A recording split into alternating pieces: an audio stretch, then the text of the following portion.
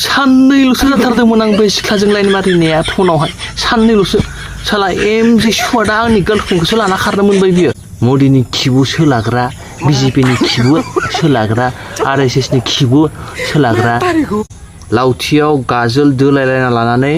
साथर साथ्रिफोरखौ बुदों मोदोमफोराव ख्रि ख्रि ख्रि हाबजोबदों मदि सुवादा साला इन्डियाखौनो धंस खालामजोब्बाय दिल्लीयाव मा जाबाय थादों मोनथिदोंना जन्तर मन्तराव गुबुन गुबुन धोरोमनि सात्र साथ्रिफोर स्टुडेन्टफोर जमा जाहैदों रेलि खालामहैदों प्रटेस्ट खालामहैदों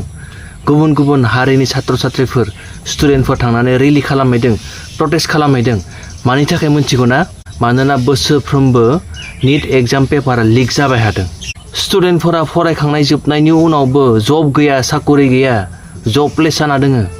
बेनि थाखाय रेलि खालामहैदों प्रटेस्ट खालामहैदों 20 जननि बारबाय बे नीट एग्जाम पेपारा लिक जाबाय थानायखाय सात्र साथ्रिफोरा सुसाइड जाना थैनाया मोनथिबायना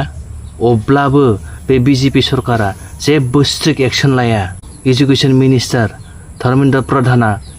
बेनि भुल दङ बेवहाय बिराद गोबां गिदिर भुल दङ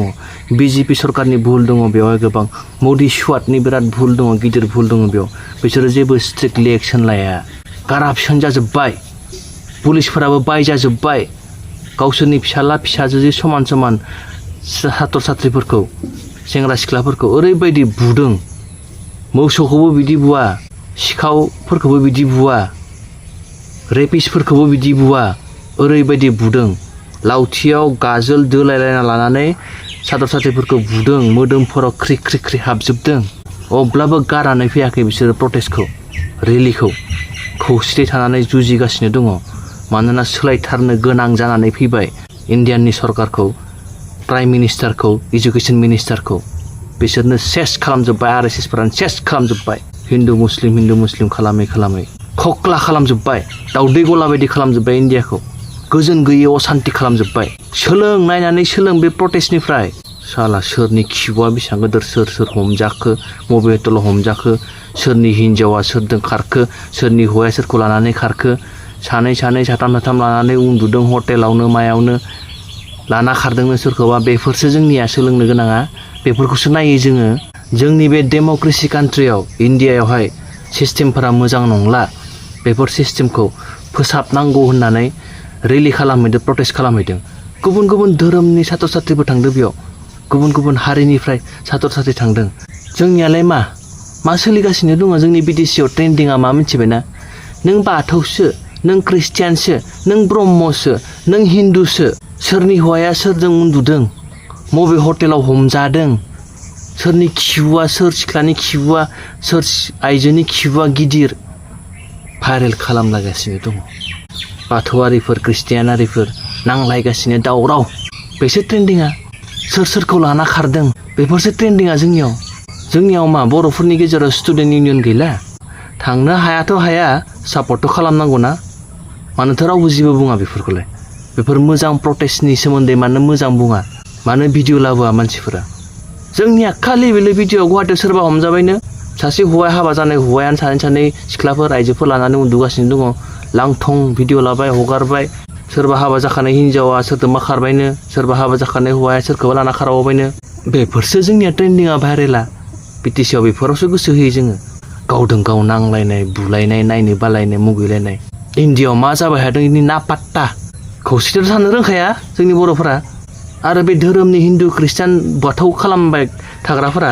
जन्तर मन्तरनि रेलिनि भिडिअसफोरखौ नाय बेयाव मुस्लिमफोरबो दङ हिन्दुफोरबो दङ सिखफोरबो दङ गासैबो धोरोमनि मानसिफोरा थांदों एसेबां अनलायनानै इउनियन खौसेथि जालायनानै प्रटेस्ट खालामहैदों बेयाव ज' उन्दुदों थादों रेलि खालामदों प्रटेस्ट खालामदों ज' जनानै जादों गावजों गाव हेल्प खालामलायदों बेयाव रावखौबो हिन्दु ख्रिस्टान मुस्लिम होननानै रावखौबो बासाबासि खालामाखै बेफोरखौ सोलोंनांगौ जोंनि बर'फोरा मोनथिबायना लिडारफोराबो सोलोंनांगौ मानोना जोंनि लिडारफोरनि गेजेरावबो गोबां दङ बिदि मैला गोसोनि धोरोमखौ बासिग्रा नेवसिग्रा मुगैग्रा सोलोंनांगौ जोंनि लिडारफोराबो गोबां सोलोंनो गोनां दङ बर'फोरा मिथिबायना नोंनि गोसो थोनाय सिख्लाखौ एमजे लाना खारबायनो साननैल'सो जाथारदोंमोन आं बे सिख्लाजों लाइन मारिनाया फनावहाय साननैल'सो साला एमजे सुवादा आंनि गार्लफ्रेन्डखौसो लाना खारनो मोनबाय बियो साननैल'सो जाथारदोंमोन मा जाबावगोन डिप्रेसनाव थांबायलै आङो सेसलाय थैनानै साबसिन साननैल'सो जादोंमोन आं साला एमजे नोङो आंनि गार्लफ्रेन्डखौसो मोनबाय साननैल'सो जादोंमोन आं बिजों लाइन मारिनाया हरसे रायलायोमोन आं उन्दुआमोन नों आंनि गार्लफ्रेन्डखौसो मोनबाय लाना खारनो नालाय हिन्जाव दंखायोमोन माथो गथ' फिसा सासे दंलायोमोन साला सुवाद एमजे नोंलाय मानो लाना खारनांगौ आंनि गार्लफ्रेन्डखौलाय दायो बे ट्रेन्डिं सोलिलायसिगोन जोंनि बिटिसिआव बेफोरसो जोंनि ट्रेन्डिंआ सोलोंनो गोनां बेफोरसो नङा बेफोरसो जोंनिया मेन सोलोंनो गोनाङा बेफोरसो बेनिखायनो जों गुबुनखौ ध्यान होआ बे इण्डियाआवनो मा जाबाय थादों बेफोरखौ जों ध्यान होआ इन्टारेस्टआनो गैया जोंहा बेफोराव सोलोंनो गोनाङानो गैया मा बाल खौसेथिलै बेलाय ने धोरोमजों धोरोम बर'जों बर' नांलायबाय थानांगौ ख्रिस्टियान हिन्दु बाथौ नङा बिदिसो जानांगौ जोंनिया सोलों बे प्रटेस्ट खालामनायखौ जन्तर मन्तराव थांनाय मानसिफोरनिफ्राय सोलों भिडिअफोरखौ नाय बेसेबां अनलायनानै प्रटेस्ट खालामदों बिसोरो खौसे थालायनानै धोरोम बासा-बासि खालामाखै मबे हारिनि बासा-बासि खालामाखै लोगोसे खौसेथि जानानै प्रटेस्ट खालामदों रेलि खालामदों गोबाङा पुलिसफोरजों बुजादों सोरहाबा खर' गावदों सोरहाबा आथिं बायदों सोरहाबा आखाइ बायदों सासे थैबायबो सिख्लासा थैबायबो अब्लाबो नागारनानै फैयाखै बिसोरो प्रटेस्ट खालामगासिनो दङ बिदिनो दाब दाब स्टेटफोराव प्रटेस्ट खालामगासिनो दङ बे एजुकेशन सिस्टेमखौ सोलायनो थाखाय मदिनि खिबु सोलाग्रा बिजेपिनि खिबु सोलाग्रा आरएसएसनि खिबु सोलाग्रा नोंसोरथ' सोलोंखानाय नङा आंनि भिडिअ सोरबा नायनानै बुखिबावगोनसो मदि सुवादा साला इण्डियाखौनो धंस' खालामजोब्बाय आरएसएस हाबनानै धंस' खालामजोब्बाय बिजेपि हाबनानै धंस' खालामजोब्बाय बेफोरखौ होमबा दायो सोरहाबा गोसोआव नांगोन बिराद नायनो बागोन आंखो साला आंल' बुंदों नामा बेखौ दुनियानि स्टुडेन्टफोरानो थांनानै प्रटेस्ट खालामहैदों साला मदिया मोजां नङा हारामि होननानै सुवाद सैमा होननानै बिजेपि सरकारा मोजां नङा होननानै आरएसएसफोरा मोजां नङा होननानै नाय बेनिखायनो प्रटेस्टखौ नाय रेलिखौ नाय सोलों बेनिफ्राय बर'फोरा गोबां सोलोंनो गोनां दङ